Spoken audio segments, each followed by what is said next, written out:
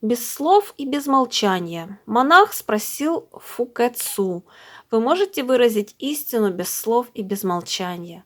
Фукэцу ответил: «Я всегда помню весну на юге Китая. Среди несметных видов благоухающих цветов поют птицы». Комментарий Мамона: «Дзен Фукэцу молния». Он сверкал им при каждой возможности. Однако на этот раз он так сделать не смог и лишь процитировал строку древней китайской поэмы. Не обращайте внимания на дзен фукэцу. Хотите выразить истину? Выскажите свои слова, выскажите свое молчание, объясните мне свой дзен. Не раскрывая своего проникновения, пытался дать он не свои слова, а чужие, и так болтал без перерыва, что с толку сбил всех слушавших его.